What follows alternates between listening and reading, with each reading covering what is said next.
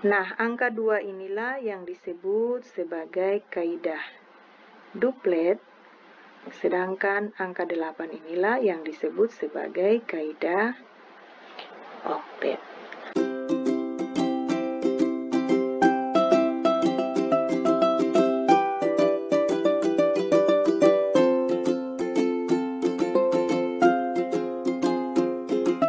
Halo anak-anak, jumpa lagi bersama Ibu Wada. Kali ini kita akan mempelajari materi tentang ikatan kimia. Dalam kehidupan sehari-hari, kita tentu selalu mengkonsumsi air minum dan garam dapur. Nah, tahukah kalian, air dengan rumus kimia H2O terbentuk dari unsur hidrogen dengan lambang atomnya H dan oksigen dengan lambang atomnya O? Sedangkan garam dengan rumus kimia NaCl terbentuk dari unsur natrium dengan lambang atomnya Na dan klor dengan lambang atomnya Cl. Lalu bagaimana sehingga mereka berikatan membentuk senyawa baru tersebut? Yuk kita pelajari bersama. Jadi air, kemudian garam, ini adalah contoh dari bahan kimia yang biasa kita jumpai dalam kehidupan kita sehari-hari. Siapa yang tahu rumus kimia dari air? Ya, rumus kimia dari air adalah H2O, sedangkan rumus kimia dari garam adalah NaCl. Kalau kita perhatikan bersama, di dalam air ini terbentuk atas dua unsur, yaitu unsur hidrogen dan juga ada unsur oksigen. Hidrogen dengan lambangnya H dan oksigen lambangnya adalah O. Lalu NaCl, kalau kita perhatikan, dia juga terbentuk dari dua buah unsur, yaitu unsur natrium dengan lambangnya Na dan juga unsur yang kedua yaitu klor dengan lambangnya adalah Cl.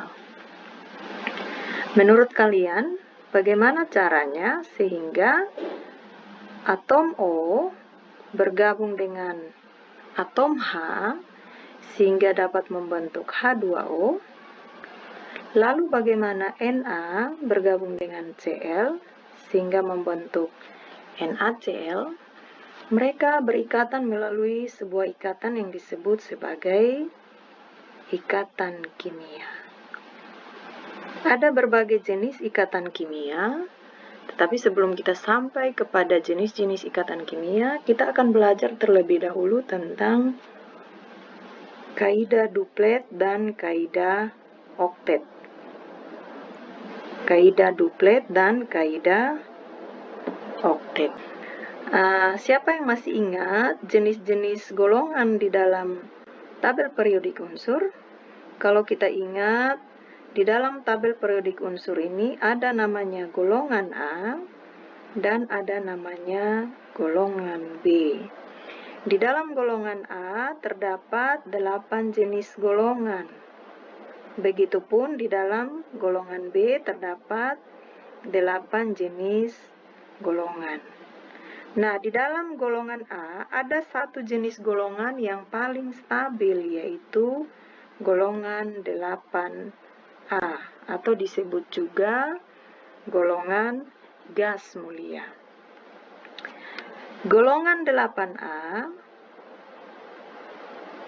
atau dengan nama lainnya gas mulia terdiri dari beberapa unsur, yaitu ada helium, ada neon, ada argon, ada kripton, ada xenon, dan ada radon. Siapa yang masih ingat berapa nomor atom helium? Kalau kita perhatikan pada tabel periodik, helium itu memiliki nomor atom 2, kemudian neon itu 10, argon 18, kripton 36. Lalu berapa nomor atom xenon? dan radon. Silahkan kalian perhatikan pada tabel periodik unsur. Ibu akan memberi contoh untuk helium, neon, argon, dan kripton.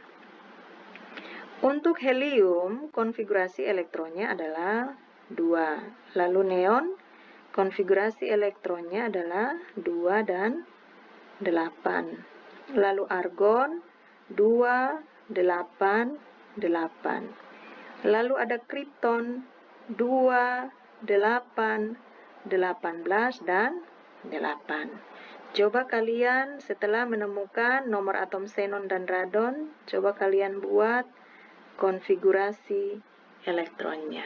Kira-kira ada kemiripan apa di dalam konfigurasi elektron dari gas mulia ini? Kalau kita perhatikan bersama, elektron valensi helium, di sini elektron valensinya adalah 2. Lalu neon, elektron valensinya adalah 8. Kemudian argon, elektron valensinya adalah 8. Kemudian ada kripton, elektron valensinya sama yaitu 8. Nah, di sini kalian perhatikan ada keteraturan. Oh, ternyata gas mulia ini mempunyai 2 jenis elektron valensi. Jenisnya apa saja? Yang pertama ada angka 2, lalu ada angka 8. Nah, angka 2 inilah yang disebut sebagai kaidah duplet, sedangkan angka 8 inilah yang disebut sebagai kaidah oktet. Bagaimana anak-anak bisa mengerti? Jadi, unsur-unsur yang paling stabil adalah unsur-unsur golongan 8A atau gas mulia, dan di mana elektron valensinya ada 2 dan 8. Untuk yang berelektron valensi 2, mereka disebut duplet, sedangkan yang memiliki 8 elektron valensi, mereka disebut oktet.